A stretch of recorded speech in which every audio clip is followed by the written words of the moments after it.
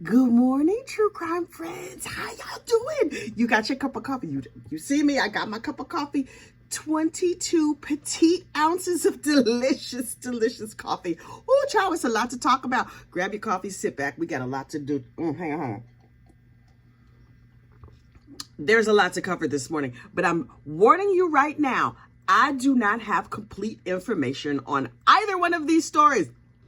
But you are not here for complete information. Thanks be to Lady Gaga. I have what I know what I know, right? And I'm gonna share with you what I know. First of all, infamous Sylvia's arrest. So look, we talked yesterday about how YouTuber infamous Sylvia, who goes down there, she records the court cases and everything, and she's like, okay, and she's like very spiritual, if you could call it that, whatever.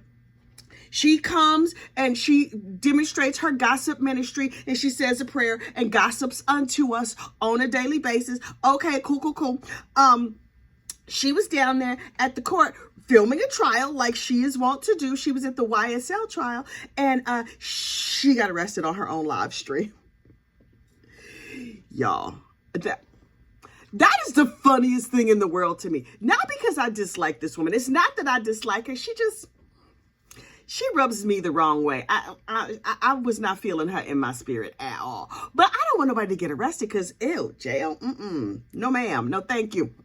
So people were saying to me yesterday in the comments like, wait, I want to see the live stream. And I thought to myself, ooh, me too. That had not occurred to me. So, I was like, I let my fingers do the walking because the YouTube still got it up. Because if she's still locked up down there in the jail or prison, whatever, because, I don't know nothing about jail. She's still locked up down there in Fulton County. Well, go take a look and see what this is. So, first of all, the video was had one of the higher viewership numbers of her videos. I'm like, girl, this might get you the money you've been looking for. Did people subscribe because they saw you got locked up? This is what you see on the video. Nothing. It looked like she set up a camera, didn't have time to take the lens cap off. So it's just literally an hour of blackness followed by commercials because YouTube is going to YouTube. Okay, great. And I was like, well, dang, how do people know then? And then a little birdie told me, and by little birdie, I mean somebody else gossiping in these YouTube streets, said that apparently because she had colleagues. She had journalists, colleagues down there at the courthouse. Law and Crime started saying, wait, a blogger just got carted out of here by the marshals. And I was like, oh. So in Law and Crime, in their chat, they start talking about it. Now, listen, it would have to be at the beginning of the day on Valentine's Day, Law and Crime's live streaming of the RICO trial of Young Thug, Jeffrey, whatever his name is. Excuse me. Oh, y'all know I had RSV a month ago and I'm still got a little cough happening. So there's nothing on her actual live, but all the tea and all the chatter about it is in the chat for Law and Crime, assuming they have not taken it down yet. And I was like, oh, I've been busy though. I haven't had time to go over and look. This is what I need to know. Is Sylvia still locked up? Is she still down there? Word on the street from our jail insiders is that at midnight, they locked her up in the morning, like 8, 9 o'clock in the morning. At midnight, they still had not transferred her to the county where she needs to get in front of the judge. So wait a minute. Wait. They lock you up. Okay, cool. I mean, not cool for me, but okay, cool for her, fine. Can you just be like, can I just get an Uber? Is there jail Uber? Is there like Uber with bars? Something? You got to sit there with the unwashed masses for those 15 hours before they put you on the dirty bus to take you to the county so you can see a judge. So she definitely spent the night in jail 2 nights ago, Valentine's Day, when she got locked up. Did she have to spend 2 nights in jail? Do they have night court? As soon as you arrive, can they just be like, girl, you looking a mess. Let's get you up here. You're not allowed to. Can you brush your teeth? Can you wash your face? What happens if you have to go pee? Y'all, hands at 10 and 2. I am not breaking any law. Now listen, I was not a lawbreaker before. Now, I can't do it. I'm not built for jail. I'm just not. I am a delicate flower. I know it is shocking for you to find out. Many people are shocked when I tell them. My husband somehow keeps forgetting, so I constantly have to remind him. But yes, indeed, child, I am a delicate flower. And so I'm like, oh no, no. Sit with these other arrested people who seem unwashed and unbathed, and no one has manners. What is happening? Nope. You gotta sleep there. I won't sleep in a one-star motel. Y'all want me to sleep in jail? Hands at 10 and 2. I'm going to give up doing them illegal U-turns. I live in New Jersey, and there's jug handles everywhere. I'm going to take all the jug handles. I'm going to take the long way around. And I live in Bergen County. Over here in Inglewood, you be driving down the street, and you're like, ooh, a good parking spot. The temptation to do a U-turn right there in the middle of the street and get the good parking spot is so great. But you know what? One time, I did the U-turn in the middle of the street, and boop, boop, police pulled right up behind me. Ma'am, you know you're not supposed to do a U-turn right there. I was like, right, but it was a parking spot. The officer did not understand. He was like, there's signs all over that say you're not supposed to do a U-turn. And I was like, but it was a good parking spot. And by the time I went up and went through the traffic circle and came back, the spot was going to be gone. So I just figured, I would save everybody the aggravation, mostly me, and I would just get that parking spot. And he was like, right, ma'am. And I was like, okay, I understand. Do I have to give up this spot? Because I was getting out of my car when me and him had this conversation because I had got the good parking spot. And he was like, and we was going to, what's that Blue Moon. Everybody from Inglewood is like, yes. People not from Inglewood are like, what the heck is she talking about? Anyway, it was a good Mexican restaurant in downtown Inglewood, but it was hard to park over there. And so I said to my husband, baby, go get us a table because the line's going to be long. He's like, I'm not leaving you here with the police. And I was like, oh. Because my husband grew up in the South Bronx where he did not have positive interactions with Officer Friendly and them. I, on the other hand, grew up in Indianapolis where there were plenty of police. And these days, child, plenty of police are needed. But when I was growing up there in the 70s, I don't know if it was safe or not. My neighborhood was safe. I felt safe. I felt fine the whole time I was there. But my dad was a cop and all of his friends were cops. So I would see a cop and I was thinking to myself, that's probably one of my daddy's friends. So I don't have like a lot of whatever with cops. Now, I'm not blind or crazy. I see they be out here killing people, putting the leg on the neck and whatever. Some of them are downright nuts. But I don't see police and think danger. I see police and think, oh, my daddy. Officer, do you drink too much and abandon your children too? Just asking for myself. Anyway, so I'm gonna give up all that to say I'm gonna give up them illegal U-turns over there in Englewood. They closed down the Blue Moon anyway, so I'm not gonna have to worry about it. I guess now I just go to Mocha Blue, which is in Teaneck. Is it in Teaneck or is it in Englewood? I don't know. Mocha Blue is a good restaurant, so we're just gonna go eat there, and the parking is plentiful. Not that y'all needed to know all that, but I'm just saying all of that to say, y'all, I'm not breaking no laws. Also in Georgia, because yes, we have more Georgia stories today. This lady, Fani Willis something. Now, I'm told that this is a political story. I don't understand the politics of it. I don't want to know the politics of it. Don't care about the politics of it. What I do care about, my favorite part of this story was the testimony that took place yesterday. I don't know why anybody was in court. I don't know what they were testifying about, other than to say, from what I gathered, Miss Fani was having an affair, met this dude at like a conference. Miss Fani was a lawyer in private practice, right? She met this lawyer at a conference. Cool. And she's like, you're cute, I'm cute, let's be friends. And so they got to be friends. And he was a mentor to her. Great.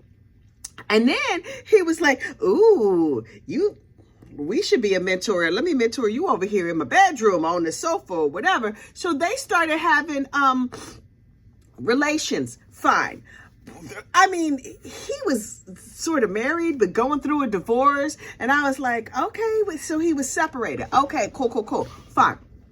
And then when she had a job to do, she was like, oh, I got elected as district attorney. I need somebody who could do whatever job down here in the local government. So she hired this dude that she had an intimate relationship with. And I get the feeling that's what people are upset about. There's probably more to the story. Whatever. That was the part that was important to me. So now they have people testifying. Yes, I knew they were having an affair. No, I didn't know they were having an affair. Yes, it was obvious. No, it wasn't obvious. And I was like, tell me everything about your affair because I want to mind your business. So they have Fani's friend from college up there. Child, she had on her good wig. She had flat ironed her good wig. I just knocked my earphone out. Oh, I hate it when that happens. She had flat ironed her good wig. She put on her big glasses and she was like, And I was like, why does this lady look so mad? She just talking about other people's personal oochie coochie relationship. I don't know why she cares. And so she had on her glasses. She had on her big, heavy glasses. You know that chain your grandma used to wear. The church mothers used to wear that heavy chain. This woman looked like that Mr. T had made that chain. That chain, I had them glasses stay on her, but that chain was gigantic. I was like, okay. And she was like, yes, my name is whatever, first, middle, and last. She wanted to make sure the record was abundantly clear. I was like, okay. So she got up there and she's like, I've known Fani for years. And when Fani needed a place to stay, she stayed at my house, blah, blah, blah. I was like, oh, so y'all good friends. Turns out, no, they just knew each other from college, but they were not good friends. At some point, they worked in the same office. How that came to be, child, I have no idea. But this lady was messing up on her job.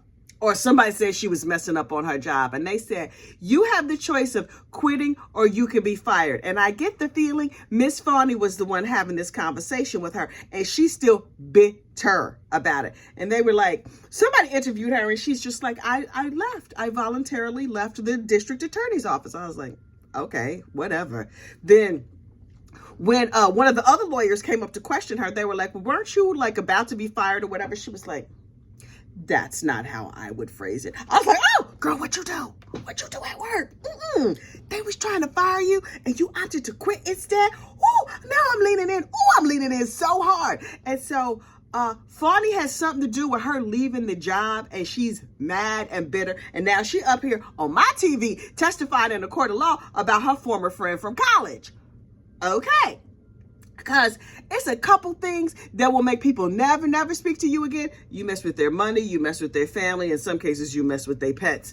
But you mess with their intimate, personal life or whatever. But their jobs, that's guaranteed. Y'all never gonna speak again. I was like, okay, cool. We see what time it is with you, sis. Have a good day. That's a good wig, girl. That's a good wig. They should have put a chyron at the bottom of the screen that was like, this is whatever, wearing, and then put the name of that wig. Because you know that wig got a name. Veronica, Sally, Mary Jane. I need to know that wig's name. Now, I'm not a wig girl, but I keep this information in my back pocket. I like to catalog a good wig because sometimes my hair is short. Right now, it's long. But when my hair is short, you need to know the name of a good wig. So if somebody knows the name of that sis's wig, then I'm gonna need y'all to put that down in the comments. So anyway, the good wig leaves and then some dude comes up and I was like, okay, who is this dude? And he's a very respectable looking, learned man. And he's like, my name is whatever, child. You know, I wasn't paying attention. Oh wait, Nathan, Nathan, something like that. I told you I have complete information. So he gets up there and he was like, yes, I, worked in the district attorney's office and I was boning can you say boning on the YouTube? I was having a close personal relationship with Miss Fani. And I was like, okay. So he was like, yes, I was married at the time. I was like, Screech, wait, what? Did your wife know? And so they were asking him questions about his personal life. He's like, after my wife had her affair, then we decided, wait. Did you just out your wife's affair on national TV? I'm living for this. Do the ladies on the usher board know that your wife was having an affair? Was that public knowledge or did it just become public knowledge now in this trial? Did you just throw your wife under the bus? And later I found out that this whole whatever they're doing might have come about because the wife made a stink like, oh, you know what? My ex-husband is sleeping with his boss. And so she told whoever, and then it turned into this big thing. Maybe this was the husband getting back like, oh, you want to talk about my affair? Let's talk about that heifer's affair. And I was like, sir, can you tell us everything? Who was she sleeping with? How did she meet them? At what point in the marriage did this take place? Did y'all go to counseling? Did you have a conversation about it? Did you catch him red-handed? Was there like a beat down? Was somebody cussing somebody out? How did it happen? Did she bring you home one of them itchy, scratchy diseases? Child, I need to know everything. So anyway, this couple was separated after the wife's affair. I was like, oh, all your personal business out here in the street. Oh, this is my favorite kind of trial or hearing or whatever it was. And then he got up there and he told his story, and he was like, yes, we went on vacations together. I went on vacation with me, her, and my mom. She met your mama? Oh, y'all was saying she met your mama. Y'all, these people in their 50s. This is not 20-year-olds. Well, look, if you in your 50s and you still got your parents are old. So if she met your mama, that meant y'all was getting real serious. Okay, now it's one thing to have a dinner with your mama, or you see the mama at Christmas or Thanksgiving or something like that. They went on a cruise with his mama. Where y'all cruise to? What cruise line? What class of rooms did you have? I need to know all the relevant information. Did y'all get like a balcony room but put mama on an interior room? Or did you give mama like the balcony room and y'all got a suite? Was y'all in next door? Could mama hear y'all doing the...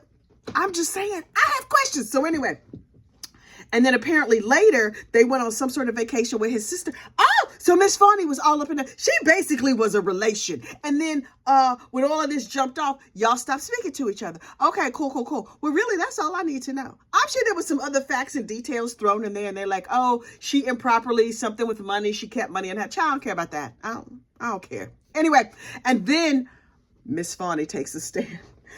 Oh, I have waited my whole life. This was the testimony I didn't know I needed. I did not know. I did not know. Now I know. I hope she's back on the stand today. I didn't even get a chance to watch the end of it. I was just like, yes, Miss Fani, come and tell us everything. But look. I have to start at the beginning. Miss Fani enters the room. Now, normally they say, okay, the state or the judge or whoever calls Fani Wilson. Miss Fani comes charging into the room from a side door, plops in the chair, puts her hand up, swear me in. I was like, oh, she got all the attitude in the world. Oh, I'm gonna love this so much. Hang on, child. You know I done talk my throat dry. Hang on. Miss Fani takes the chair and she's pissed. You know, are you a parent? You know you get that mean mommy voice. You got something to say, and you only gonna say it once. You want to be abundantly clear. You're not screaming, but it would probably be better if you did. And you're like, let me explain something to you.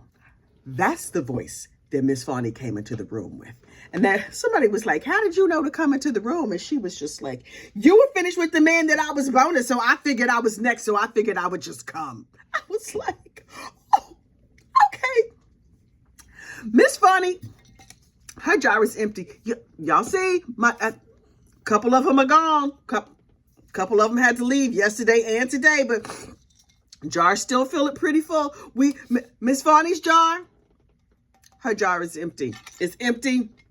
It might be broken. It might have never existed. I think her jar been empty for you. Should I send her my jar of cares so that she can have some? Because she out. And she not fresh out. She been out. She been out. Her jar got mold, dry rot, everything is happening in her jar. Because she don't have no F's to give. Not a one. So I was like, okay, Miss Fani, I'm going to need you to dial it down so you can answer these questions. Miss Fani came with piss and vinegar, and I was here for it. Oh, everything she said is going to be a meme. Every single line out of this woman's mouth is going to be a meme. She set the internet on fire yesterday. People were texting me like crazy, like, girl, I know you watching Fani on the stairs. I didn't even ask anybody what this trial is about, because you know why? I don't care. I don't care at all. I just want to see her keep talking and reading people for filth and putting them in their place. And she's like, let me be abundantly clear with you. What you not gonna do? And I was like, oh. At moments, she was mean mommy. And sometimes she was giving customer service. You know how you talk to them customer service people. And it's clear that you have explained clearly what it is that you want and what it is that you need. And they just keep reciting back the same script to you. And you're like, ma'am, let me help you here. No, what I'm not going to do. I was like, whoa. Whoever was questioning her, she called a liar. Was it a lie? Child, I don't know. Miss Fani believes from the bottom of her heart she had been lied on in legal documents. And what she was not going to do was that. was that? If there was one little carrot remaining in her jar, which I do not think there was, child, it just spontaneously combusted, burst into flames.